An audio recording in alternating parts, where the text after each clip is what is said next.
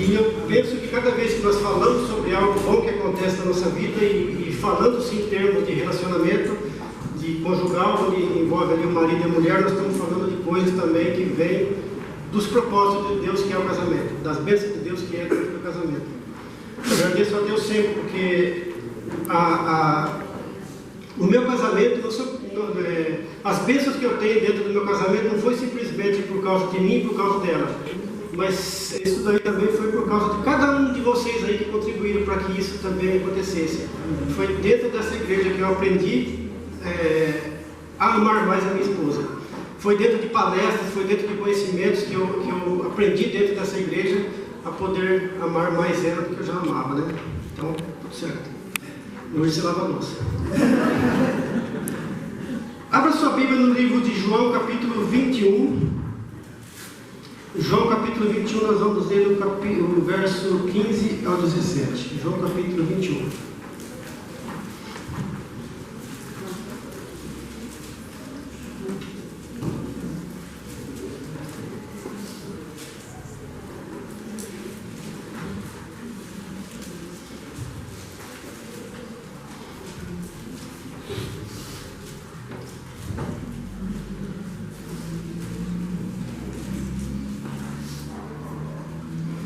Vamos orar antes.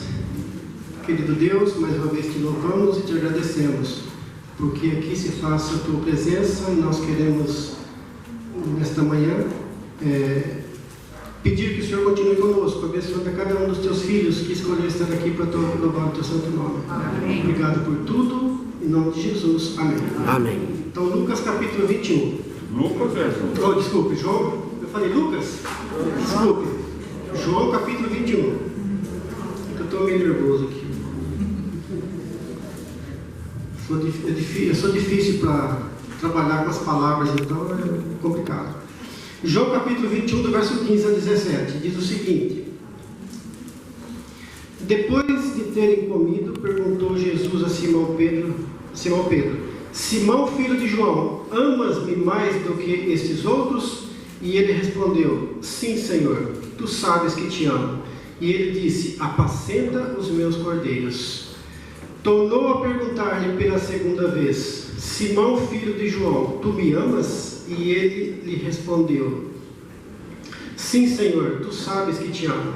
Disse-lhe Jesus: Pastorei as minhas ovelhas. E pela terceira vez Jesus lhe perguntou: Simão, filho de João, tu me amas? Pedro entristeceu e por ele ter dito pela terceira vez: Tu me amas? E respondeu-lhe: Senhor, tu sabes todas as coisas, tu sabes que eu te amo. Jesus lhe disse: Apacenta as minhas ovelhas.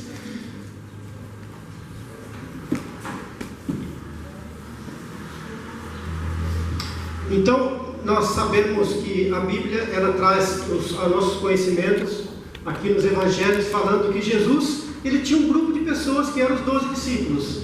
Esses 12 homens foram escolhidos para que Jesus trabalhasse com eles dentro do seu ministério e passasse para eles as orientações do que eles deveriam fazer então após a ida de Jesus daqui para o céu. Então, Jesus estava fazendo trabalho com esses homens. Agora, Jesus então, com esses 12 homens, Jesus tinha, a Bíblia fala muito de 3 onde se refere mais.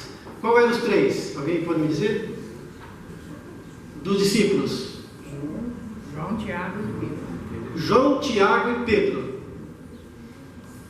Então, desses 3, Tiago, João e Pedro, esses 3 homens eram os homens que mais apareciam de frente do ministério de Cristo.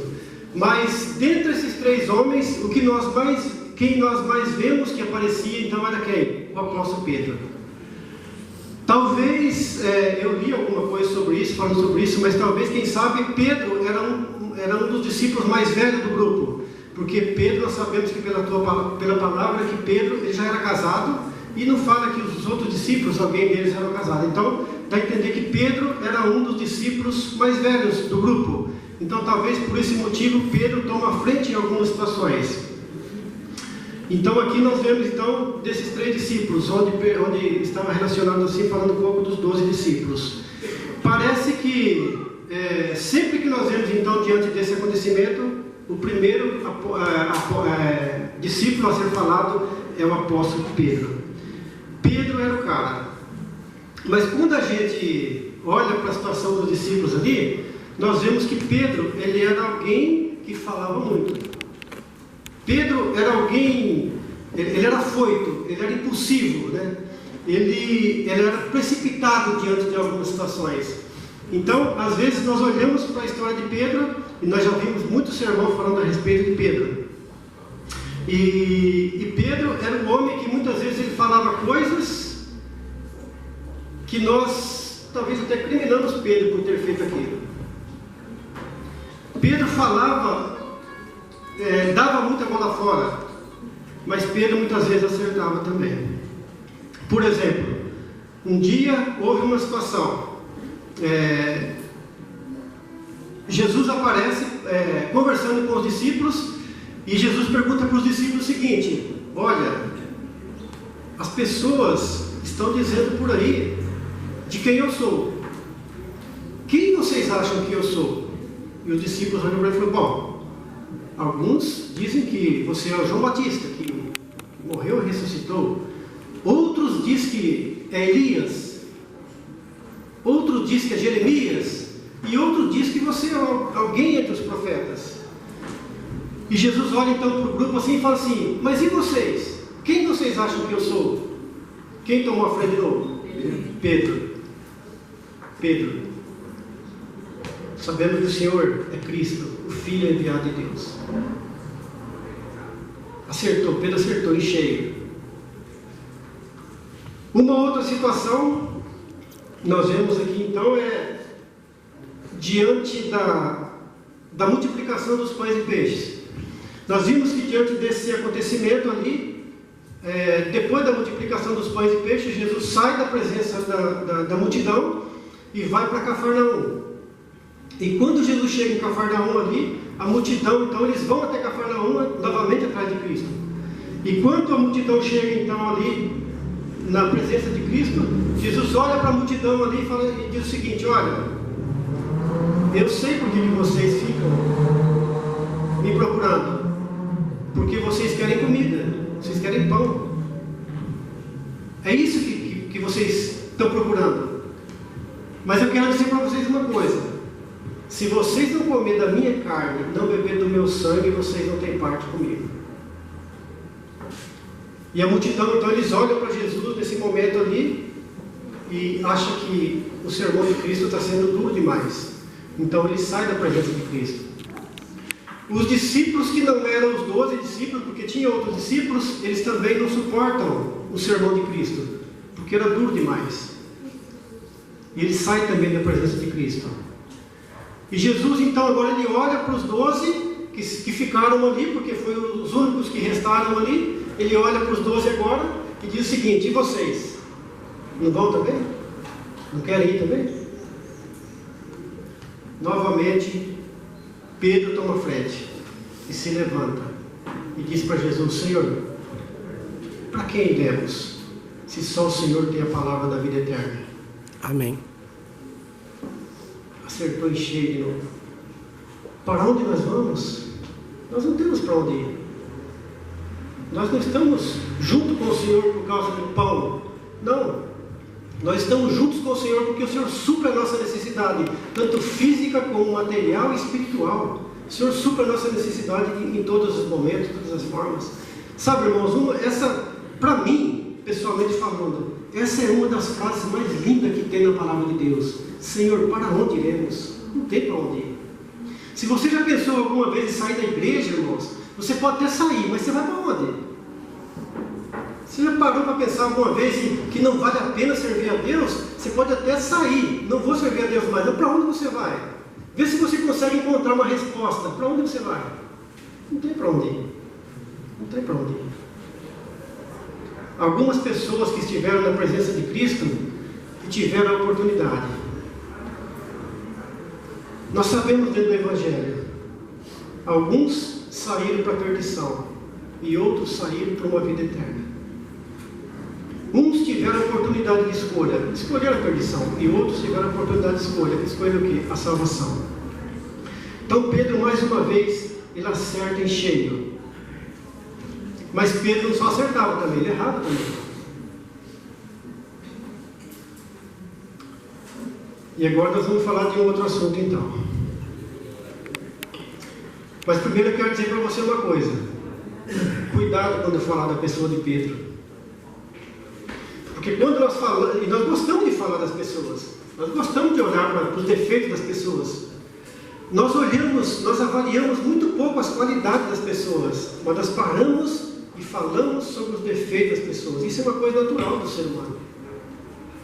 Talvez hoje, na hora do almoço, quando você for almoçar, talvez você vai estar reunido com alguém. Talvez você vai dizer para essa pessoa que está ao seu lado: olha, você viu que o Nivaldo usou uma palavra errada no sermão dele nessa manhã? Mas isso é natural nosso. Eu já fiz muitas vezes isso e me cobro por isso. A minha mãe, quando eu me casei, eu me mudei para minha casa lá e tal, e minha mãe de vez em quando ela ia visitar a gente. E a minha mãe era uma das pessoas que muitas vezes eu corrigia muito ela, porque minha mãe parava e começava a falar algumas coisas de pessoas, de vizinhos e tal, de outros acontecidos. E um dia ela falou, contando a história de uma vizinha lá, de um assunto que aconteceu lá, e eu disse para ela: mãe, eu posso te pedir uma coisa, mãe, por favor, não traga isso para minha casa, não gosto disso. Eu tive que falar para ela, aquilo não fazia bem para mim. Eu tive que corrigir a minha mãe dentro da minha casa. Mas às vezes, não é só a questão da minha mãe, mas às vezes eu acabo me pegando a fazendo isso. Mas Pedro, então, como eu disse, ele não só acertava, Pedro também errava. E às vezes ele errava, e errava de maneira feia. Um dia Jesus, quando estava para ser, que os soldados foram para prender Cristo ali, os discípulos, a Bíblia não fala qual dos discípulos, mas diz assim: Senhor, o que nós vamos fazer? Nós vamos atacar eles com espada? Não. Mas antes que a conversa aumentasse, Pedro sacou a espada e já atingiu um soldado romano, servo do sacerdote. Cortou a orelha do servo. Jesus olha para Pedro: Pedro, não é assim, Pedro, guarda a espada. A partir daquele momento, então, da história, Jesus é preso, Jesus é levado, e agora Jesus tem uma conversa com Pedro. Pedro, eu preciso falar com você. Talvez Jesus não tenha dito nas palavras que eu estou usando aqui, mas talvez Jesus tenha dito o seguinte: olha, Pedro, é o seguinte, eu estou preocupado com você, Pedro. Eu estou orando por você, Pedro. Porque o diabo, ele vai tentar você, Pedro. E ele vai fazer de tudo para você cair, para você me negar, Pedro. E talvez eu fique pensando, irmãos, que nesta hora Pedro se entristeceu. Porque Pedro era aquele que estava ao lado de Jesus, querendo defender Jesus de todas as maneiras. E Pedro fala para Jesus o seguinte: Senhor, olha, mas o Senhor vai falar justo para mim isso? Olha, Senhor, se preciso for, eu quero morrer ao seu lado. Eu quero morrer no seu lugar. Eu não vou te abandonar. E Jesus disse assim: bom, Pedro, você está me dizendo isso, mas vou falar para você uma coisa. Nesta noite, antes que o galo cante, você vai me negar 3 vezes. Sabe, irmãos, às vezes eu fico pensando, sabe? Qual foi o que passou na mente de Pedro quando Jesus fala isso para Pedro? Alguém determinado a estar com Jesus em todos os momentos da vida de Jesus ali. Por pior que seja os momentos da vida de Jesus, Pedro determinou estar ao lado dele, nem que fosse para a morte. E agora Jesus diz: olha, Pedro, você está me dizendo essas coisas, mas eu vou falar para você uma coisa: você vai me negar 3 vezes e o galo vai cantar.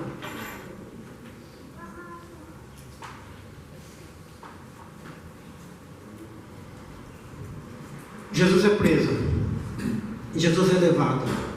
Os discípulos então se afastam da presença de Cristo, inclusive Pedro.